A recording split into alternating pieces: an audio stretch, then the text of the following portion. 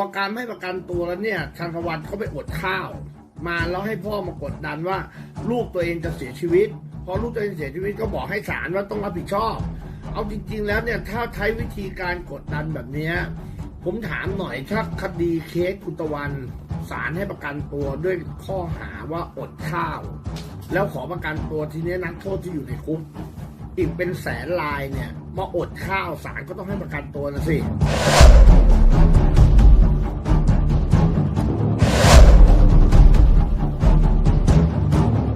ตั้งแต่ที่คุณพ่อของตะวันออกมาถามหาความรับผิดชอบถ้าหากว่าตะวันและเพื่อนอดข้าวอดน้ำจนเสียชีวิตล่าสุดเลยค่ะเคสามทุยได้ออกมาตอบคำถามของพ่อแบบเคลียร์ชัดๆจะเป็นยังไงนั้นไปดูกันค่ะหลังจากที่นายกฤษดังนุจจรัตน์ทนายความศูนย์ทนายความเพื่อสิทธิมนุษยชนในฐานะทนายความของนางสาวทันตะวันตัวตุลานนท์เดินทางมาศาลอาญาพร้อมกับนายสมหมายตัวตุลานนท์พ่อของนางสาวทันตะวันเพื่อยื่นหนังสือถึงอธิบดีศาลอาญาอีกครั้ง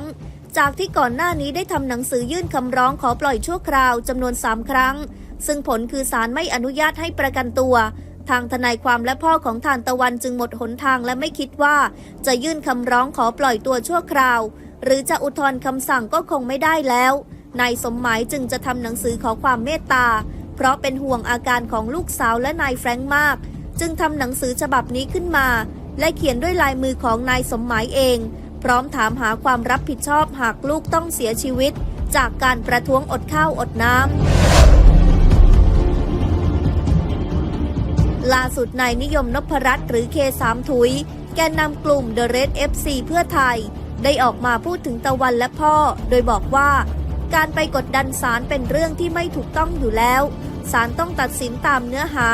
ซึ่งตะวันเคยได้รับการประกันตัวมาแล้วตะวันก็มาทำผิดอีกคราวนี้ศาลเลยไม่ให้ประกันตัวถามหน่อยว่าถ้าเคสอย่างกรณีตะวันแล้วศาลให้ประกันตัวเนื่องจากสาเหตุเพราะอดข้าวแล้วถ้านักโทษในคุกอีกหลายแสนคนมาประท้วงโดยการอดข้าวศาลก็จะต้องให้ประกันตัวทั้งหมดใช่หรือไม่การที่ศาลทำแบบนี้เป็นเรื่องที่ถูกต้องแล้วและที่ตะวันอดข้าวไม่ใช่คำสั่งศาลขอยื่นต่อศาลว่าขอประกันตัวตะวันแล้วเขาจะบอกลูกเขาเนี่ยว่าถ้าออกมาแล้วเนี่ยจะให้เลิกยุ่งกับเรื่องประมวลกฎหมายอาญามาตรา112เพราะลูกเขาอดข้าวเพราะกลัวลูกเขาเสียชีวิตใช่ไหมคือเรื่องนี้ก็ต้องบอกแบบนี้จริงๆแล้วเนี่ยการไปโดดกดดันศาลเนี่ยเป็นเรื่องที่ไม่ถูกต้องอยู่แล้วศาลเขาต้องตัดสินตามความยุติธรรมตามเนื้อหาซึ่งตะวันเนี่ยเคยได้รับการประกันตัวมาแล้วตะวันก็มาทำผิดอีกทีนี้พอทำผิดในเรื่องคดีเดิมเนี่ยศาลเขาก็ไม่ให้ประกันตัว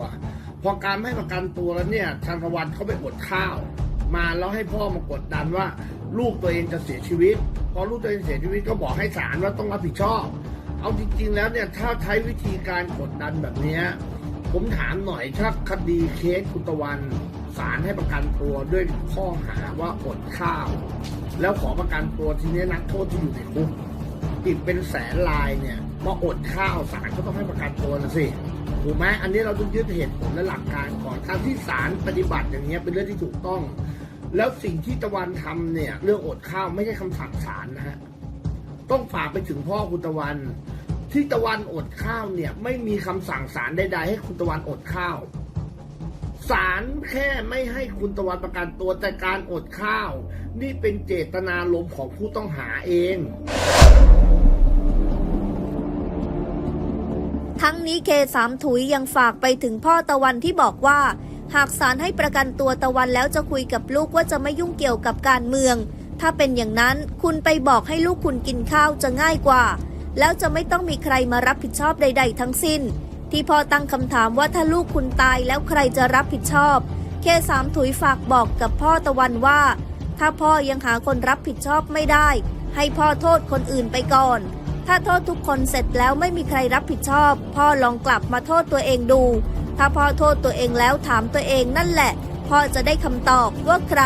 ต้องรับผิดชอบลองโทษให้หมดทุกคนก่อนแล้ววันหนึ่งค่อยมาโทษตัวเองดูว่าตัวเองจะต้องมารับผิดชอบเกี่ยวกับเรื่องนี้หรือไม่แล้วอย่างที่บอกถ้าพ่อยืนยันว่าถ้าศาลให้ประกันตัวแล้วพ่อจะพูดคุยกับตะวันไม่ให้มายุ่งเกี่ยวกับเรื่องมาตรา112อีกสิ่งที่ดีที่สุดถ้าพ่อคิดว่าลูกเชื่อพ่อ ให้พ่อไปบอกลูกให้กินข้าว ต้องฝากไปถึงพ่อคุณตะวันที่บอกว่าถ้าคุณศาลให้ประกันตัวแล้วคุณสามารถพูดคุยกับลูกคุณได้ ว่าลูกคุณจะเชื่อฟังว่าจะไม่ให้ทำเรื่อง112อีกถ้าคุณมั่นใจอย่างนั้น คุณไปบอกให้ลูกคุณกินข้าวผมว่าจะง่ายกว่าแล้วจะไม่ต้องมีใครมารับผิดชอบใดๆทั้งสิ้น ที่พ่อตั้งคำถามว่าถ้าลูกคุณตายแล้วใครจะรับผิดชอบผมฝากพ่ออย่างนี้ฮะ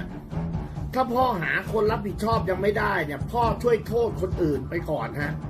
โทษให้ทุกคนไปก่อนถ้าโทษทุกคนเสร็จแล้วไม่มีใครรับผิดชอบพ่อลองกลับมาโทษตัวเองดูฮะถ้าพ่อโทษตัวเองแล้วพ่อถามตัวเองนั่นแหละฮะพ่อจะได้คำตอบว่าใครต้องรับผิดชอบครับ จริงๆก็มีหลายคนออกมาตอบคำถามพ่อของตะวันนะคะว่าถ้าหากตะวันและเพื่อนอดข้าวอดน้ำจนเสียชีวิตแล้วใครจะรับผิดชอบ ซึ่งคำตอบนี้มีหลายคนออกมาแสดงความคิดเห็นด้วยกันแต่สำหรับ K3 ถุยแล้วมองว่าพ่อไม่ต้องถามหาคนรับผิดชอบค่ะ ถ้าหากว่าพ่อเชื่อมั่นว่าตะวันจะเชื่อพ่อก็ไปบอกให้ตะวันกินข้าวเถอะค่ะจะได้ไม่ต้องเป็นภาระกับสังคม มาร่วมสนับสนุนท็อปนิวส์นำเสนอความจริงได้แล้ววันนี้ เพียงกดปุ่ม Super Thanks แล้วเลือกจำนวนเงินตามที่ต้องการได้เลยครับ ขอบคุณครับ